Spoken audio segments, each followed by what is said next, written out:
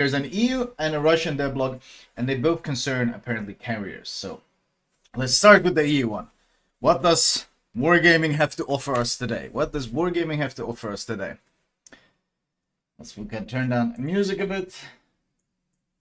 Okay, let's see. What does EU have to offer us today? What goodies does EU bring? Early access to US aircraft carriers. Okay. Ship parameters display in battle. Unique upgrades and more. Close test 13. Oh, we're at 13.0 now, huh? Greetings, captains.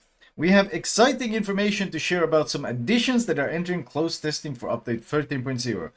Early access to US aircraft carriers. I don't know if this is very exciting. I don't know who's particularly excited about this addition. Early access for the upcoming US aircraft carrier line will begin in update 13.0. The 3 ships being added are Independence, Yorktown, and Essex. In addition to these 3 historical vessels, permanent camos for Yorktown and Essex, as well as a commemorative flag, will be added to the game in honor of the event. These aircraft carriers feature a distinctive gameplay, unique from the ones currently available in the game.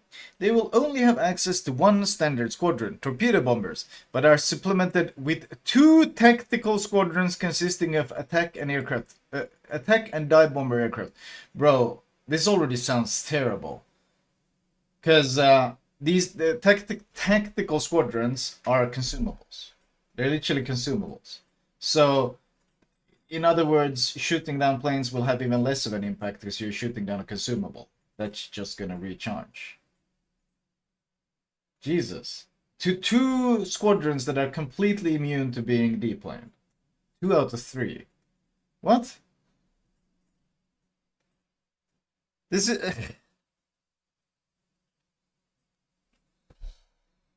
Bro, our complaints to wargaming have been that AA feels meaningless and you feel defenseless against carriers, and it's not rewarding to shoot down planes, and in general there's too much planes in the game already and too much plane spotting and so forth.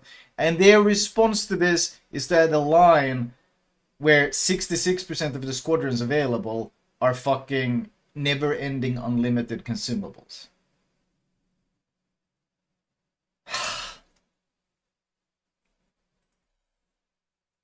Captains may use these tactical squadrons, which are equipped with the new smoke curtain generator consumables starting at tier 8 to quickly provide cover for teammates in need.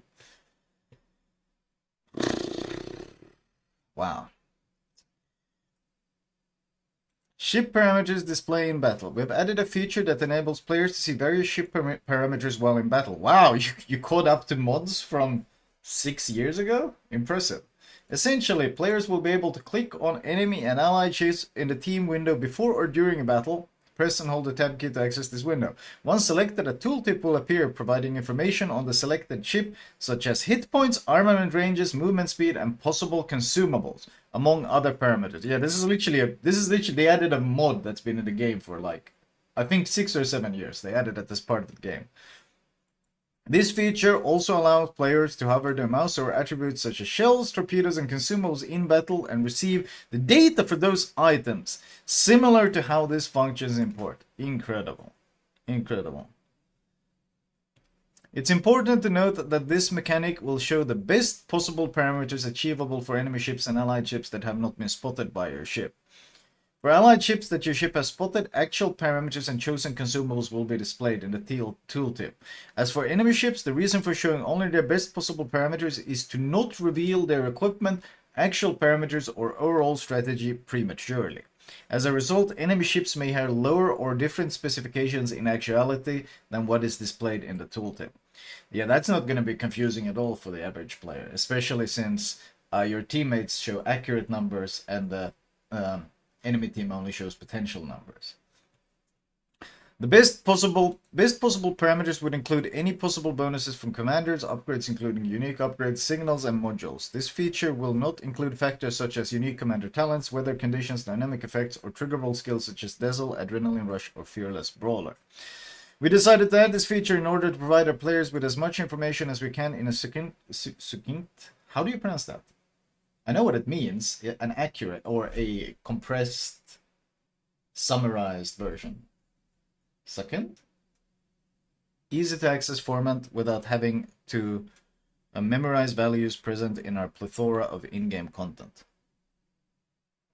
Succinct? Succinct.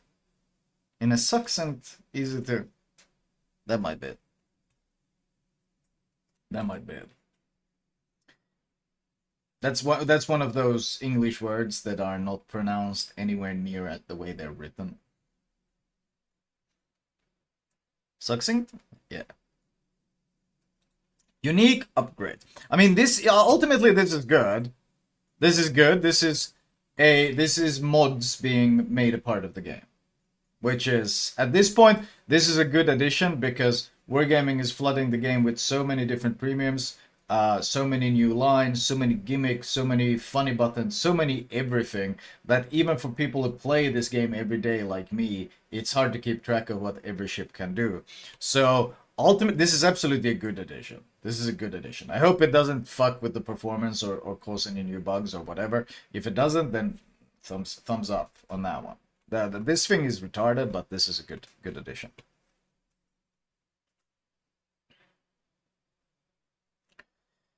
Unique upgrades. 2 ships will receive new unique upgrades in up to 30.0. The German destroyer Elbing tier 10 and Dutch cruiser Gutenlu tier 10 will be given a unique upgrade that can be used in slot 6. For Elbing, the unique upgrade is designed to give her more speed and a better ability to use her guns in open water in exchange for a longer reload time compared to the main battery mod 3 option in the same slot. The unique upgrade for Gutenlu will give her an expanded gameplay option that leans more heavily into her airstrike armaments that are close range and can potentially be used while undetected. Okay, let's see. El Bing Bong.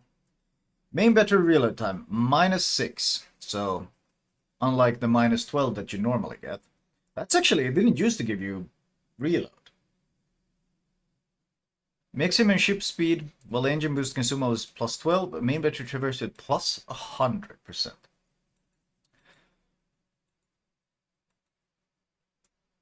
So is this on top of the already existing 8% that you get from the speed boost? Probably yes, right? It would make sense. So you go from, it's actually +20% speed.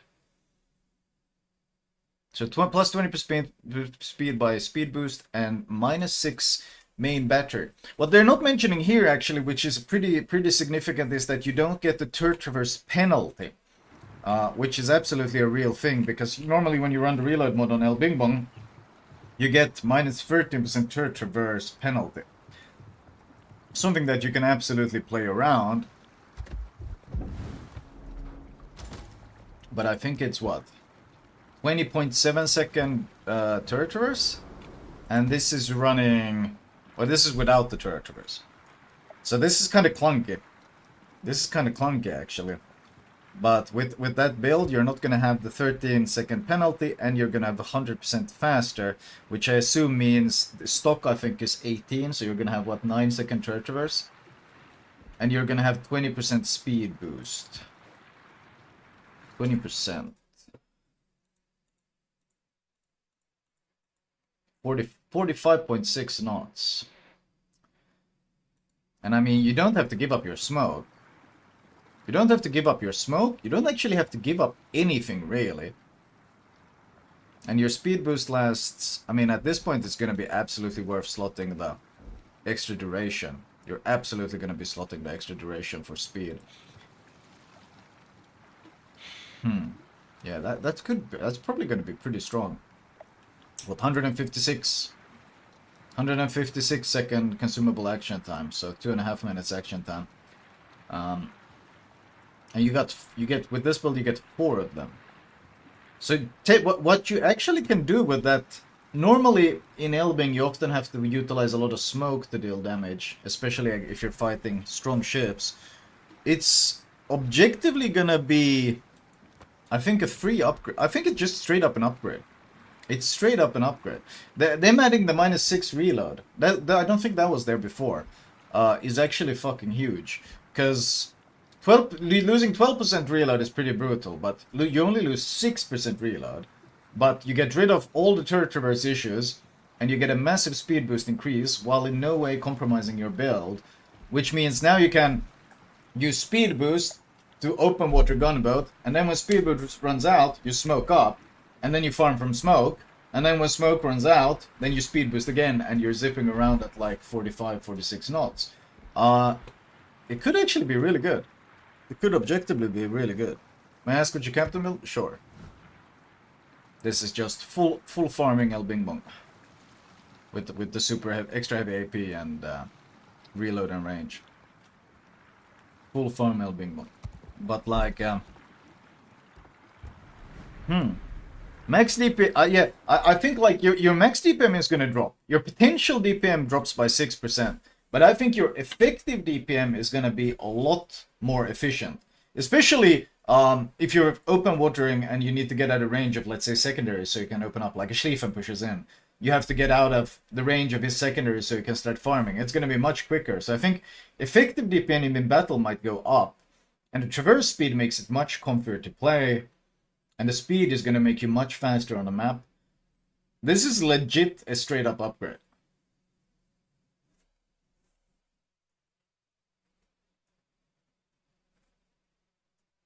Like, I don't see any downside to running this. This is just straight up an upgrade. The 6% is not going to be meaningful in a full battle considering how much value you get out of this. And you're going to get into better positions where you're going to deal more damage. You're going to be harder to hit, which means you're going to open water freer. Like, there's just so many benefits. Also, an issue with the Elbing right now is like, you can't properly juke and keep your guns on target because the turret traverse is so garbage. Like 20-second turret traverse is absolute trash for juking. But with the new skill, you're going to be able to like swing your ship all over the place. And with 9-second turret traverse, you can keep guns on target regardless, which means you're going to take even less damage. Yeah, no, this is straight up upgrade. If it stays like this on live, the 2-point is already 7.5. Yeah, exactly. If this thing goes live with these stats, this is a straight up upgrade and highly recommended.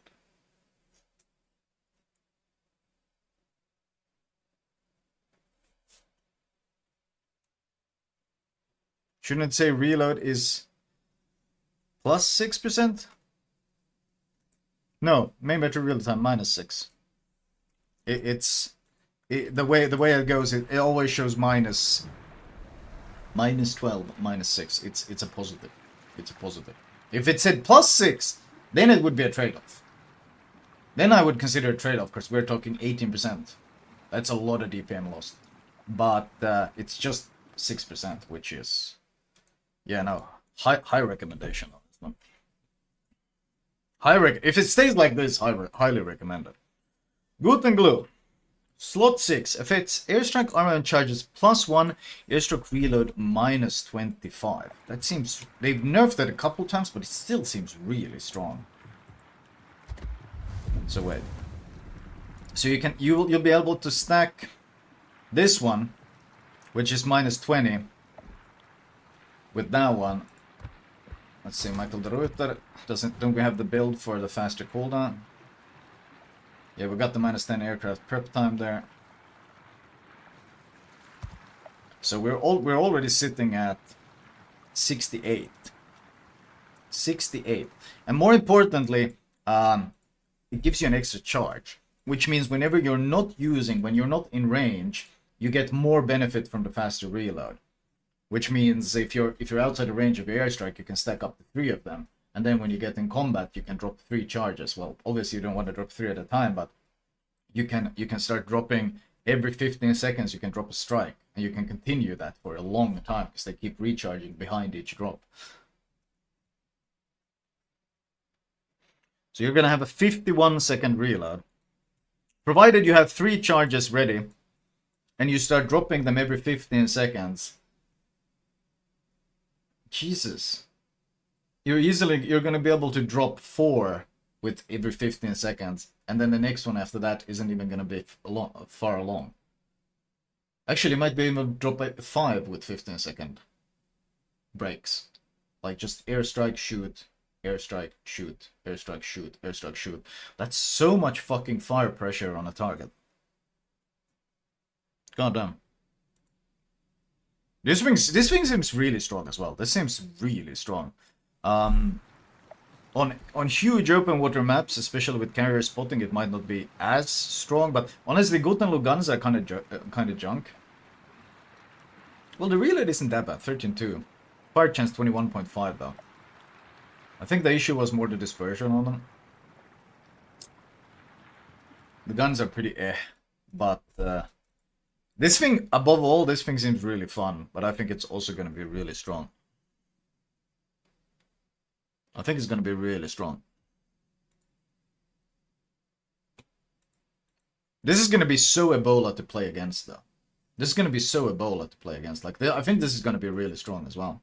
Because good luck playing near any terrain if they have a Gotenlu. They're just going to be airstrike, airstrike, airstrike, airstrike, airstrike all the time.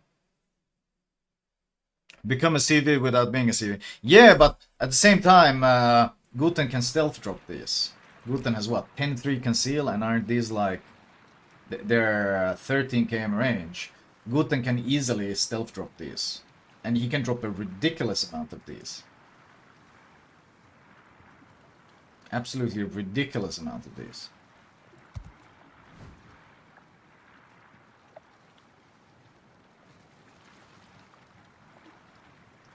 Does it count as a consumable? Probably not, right? Is there anything you can do to benefit the reload on it? Does it count as a consumable or not? Does AR benefit it? It's armament? So AR benefits it, right?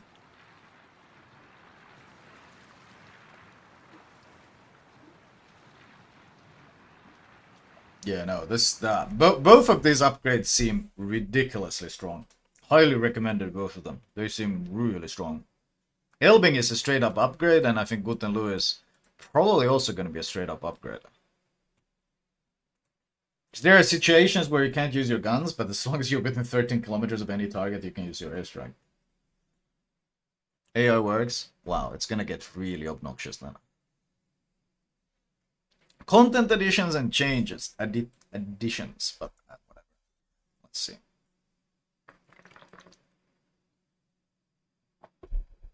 Update 13.0 will bring back the previously decorated Kure port. Bring it back, huh?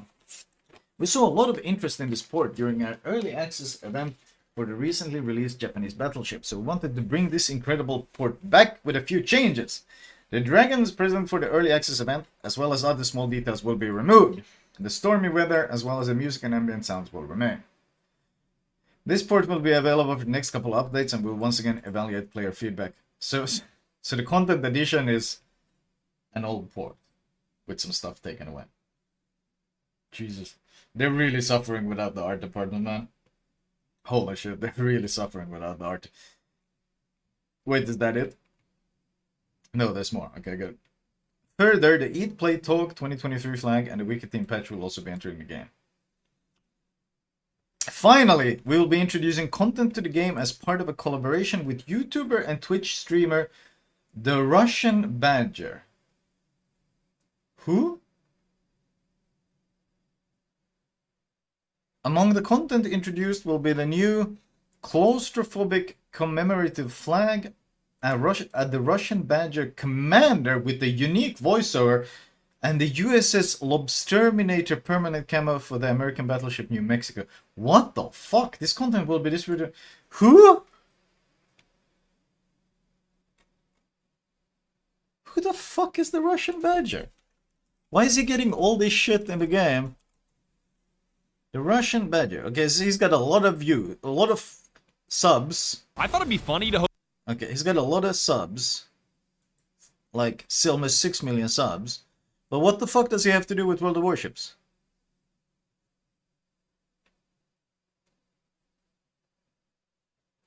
Huh?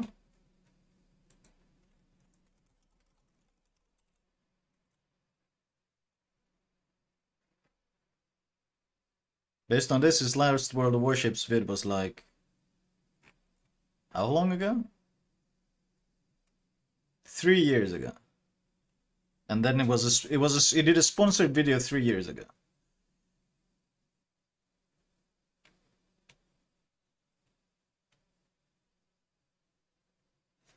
His dad is an oligarch? Oh, Jesus. Okay. I find it kind of crazy that... Thank you, Oran, for the 24. It's kind of funny that the guy that gets flags and commanders and camos and stuff isn't someone who's actually affiliated with the game, but someone they sponsor. Shows their priorities. Shows their priorities, man. Holy shit. The fact that I had never heard of him, and I watch a lot of fucking Twitch streamers that are related to World of Warships, and I'd never heard of this guy, so... Interesting. We get lobster content, clearly. Yeah, no, honestly... Wait, that's all the content that's coming in 13.0. What? Carriers? The unique upgrades are great, but like, in terms of vision, man, they really don't have an art department. That's the fucking problem, isn't it? They really don't have an art department. Their artistical increase content for 13.0 is an old port where they remove things. Yikes, man. Yikes, that's kind of fucked. Okay. Jesus. What about... Dude, on Reddit, there's fucking 7 comments. It was posted 10 hours ago. That's it. Okay. Let's check the Russian devblog. Russian closed testing. That was the EU one. Let's see what Russia has for us. Okay, this is at 13.0. This is just general changes. Closed testing. Changes to aircraft detection mechanics. Okay. Changes to the mechanics of aircraft detection will be tested in the near future. At the moment, aviation has an advantage over all ships in the matter of reconnaissance. However, some types of aircraft, for example airstrike aircraft, cannot detect anyone. We want to rework and systemize the detection mechanics of aircraft so that it is more logical, and understandable, as well as reduce the reconnaissance potential of aircraft carriers. Bro. As part of the changes being tested, almost all aircraft in the game will be able to conduct reconnaissance, but they will be divided into 2 groups with their own characteristics. The first group is aircraft under the direct control of the player. Attack aircraft, torpedo bombers, topmasts, bombers, mine layers. Their detection mechanics for a player on an aircraft carrier will not change. They will still shine enemy ships for him, aka spot. However, now the ships they discover will not be displayed to his allies in the game world, but will be visible on the minimap. How is Russia making so many good choices? Ain't no way! Ain't no way! Wargaming, please! Copy CIS, please! They're making so many good changes lately. Please copy them. Please copy them. Oh, man. Please copy CIS Wargaming. Please. Holy shit. The second group is called aircraft, which the player does not have direct control of. Fighters, fire spotters, airstrike aircraft. They will also be able to conduct reconnaissance, but they will only be able to detect ships within a radius of 2 kilometers, and they will only be visible on the minimap for all players, including the one who called the planes. Yes. Dude, how good is this? The exception is interceptors, which appear on aircraft carriers instead of patrol fighters when using the commander's skill of the same name. They, as now, will not detect enemy ships. Thus, the mechanics of aviation detection will become more systematic and understandable, and the reconnaissance potential of aircraft carriers will decrease. We will closely monitor feedback and testing results and make changes if necessary. Holy shit. Holy shit. Please, Wargaming. Please, Wargaming. Get your heads out of your asses and copy what they're doing on CIS lately. Please. Christ, like, I don't even care if you don't have an art department and your fucking content update looks like someone who's been starving and dehydrated in the desert for the past month. That's how fucking meager it is. I don't care as long as you make good choices like what they're doing on Russia right now. Like, holy shit, I don't give a shit if you're not putting any meaningful content in the game. But when fucking the Russian devblog is we're making plane spotting minimap only, and the fucking EU devblog is, hey, here's a new carrier that has fucking 2 out of 3 squadrons that are consumables, so it doesn't matter if you shoot them down while we're not even touching plane spotting. That's fucking baffling.